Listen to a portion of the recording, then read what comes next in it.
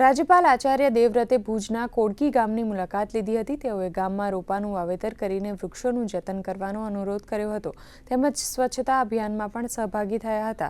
સાથે જ અહીં ખેડૂતો દ્વારા 35 જેટલા નાના ચેકડેમ તળાવ થકી જળ સંચય દ્વારા ગામને લિફ્ટિંગ કરી પાણી પૂરું પાડવામાં આવે તથા ડ્રીપ ઇરિગેશન થકી ખેતી કરવામાં આવે છે તે બાબતની રાજ્યપાલ આચાર્ય દેવવ્રતે નોંધ લીધી હતી તેમજ રાત્રિ સભામાં પ્રાકૃતિક ખેતી અંગે માર્ગદર્શન આપ્યું હતું।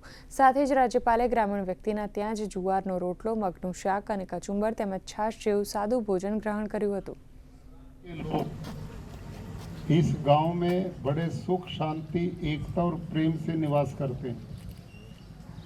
तो आजकल मैं पूरे गुजरात में हर तालुका में जा रहा हूँ और दरेक तालुका में रात को उसी गांव के सरकारी स्कूल में मैं रुकता हूँ और जिस गांव में जाता हूँ वहाँ सबसे पहले कम से कम 1 एकड़ भूमि में वृक्षारोपण कराता हूँ, पेड़ लगाता हूँ और वो पेड़ लगा करके यूं ही नहीं छोड़ता, उनके पालने के लिए जिम्मेदारी भी लगाते हैं ताकि पेड़ पनपे मरने ना पाए। जे गाय खेती ने गामड़ा पर साहेबनो विषय रह्यो एना माटे मार्गदर्शन आपे ए बहु अमारा माटे गर्वनी वात छे, जेथी करीने अमारा गाममां प्राकृतिक खेतीना जे खेडूतो छे ए वधारे जोड़ाय अने गाय हाथे पण वधारे जोड़ाय।